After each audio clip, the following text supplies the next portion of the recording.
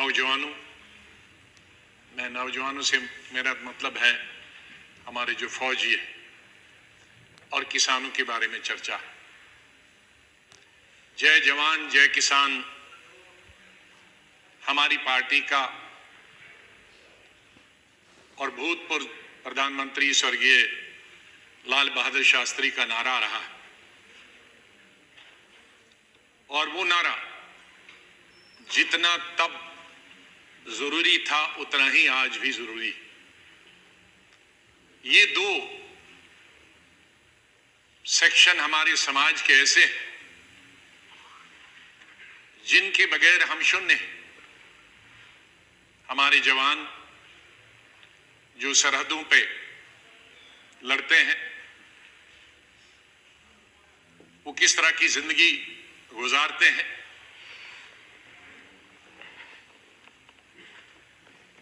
और कितनी ठंड में रहते हैं।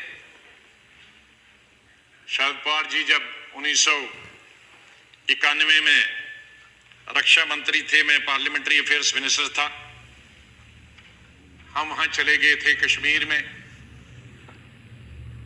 कश्मीर के पहाड़ियों पर जहां 16,000 फुट की बुलंदी पे ग्लेशियर हमारे फौजी रहते हैं। छत बर्फ की, दीवारें बर्फ की, फर्श बर्फ का, और इस तरह इस दफा जितनी सर्दी पड़ी है शायद कभी इतिहास में नहीं हुई। मुझे लगता है कि 50-60 डिग्री माइनस वहां टेम्परेचर होगा, और उस ठंड में उन ग्लेशियर्स में हमारे फौजी हमारे सीमाओं की रक्षा करते हैं।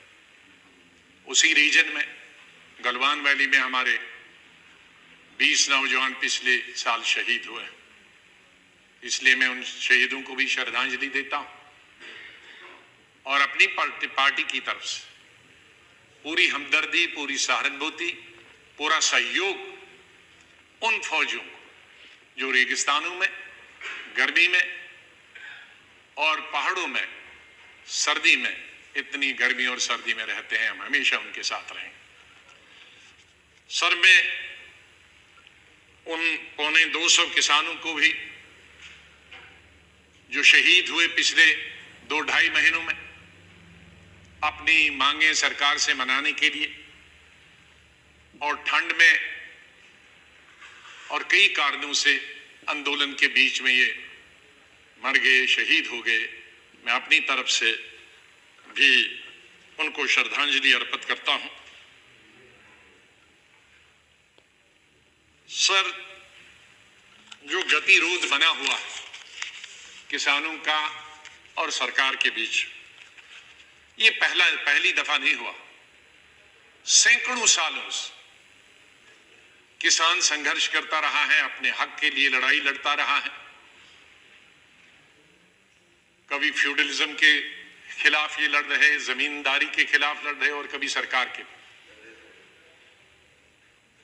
मैं उल्लेख देना चाहता हूं कुछ महत्वपूर्ण उन एजिटेशंस जो आखिर में सरकार को अंग्रेजों के जमाने में झुकना पड़ा था। मैं कई दिन से पढ़ रहा था किसानों के आंदोलन के बारे में, और विशेष रूप से अंग्रेजों के शासन, तो नतीजा आंदोलन का यह हुआ कि सरकार को झुकना पड़ा, विड्रॉ करना। और मैं इस नतीजे पे पहुंचा हूं कि किसानों की ताकत हिंदुस्तान में सबसे बड़ी ताकत, और किसानों से लड़ाई करके हम किसी नतीजे पे पहुंचे नहीं और न पहुंच सकते। अगर आपकी अनुमति हो तो कुछ हिस्ट्री के पन्ने मैं यहां आपके सामने रखता हूं।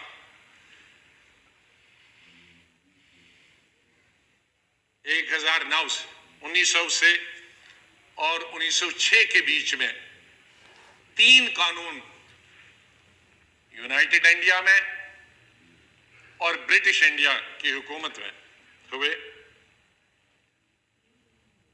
वो है पंजाब लैंड कॉलोनियल एक्ट 1900, दूसरा दुआबारी एक्ट 1906, द कॉलोनियल एक्ट 1906। ये तीन कानून के खिलाफ, ये तीन कानूनों में क्या था कि जमीन की मालिक ब्रिटिश सरकार होगी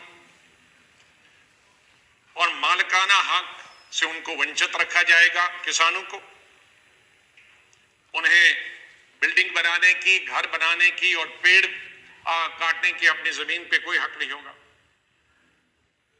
और जो बड़ा बेटा होगा परिवार का, अगर वो एडल्ट नहीं होगा, अगर वो बालिग नहीं होगा और मर गया, तो ये जमीन छोटे भाई को जो बालिग नहीं है उसको नहीं ट्रांसफर होगी, जमीन गवर्नमेंट की होगी। इस पर बवाल मच गया और इस पर एजिटेशन 1907 में हुई। और इस एजिटेशन का संचालन कौन कर रहे थे?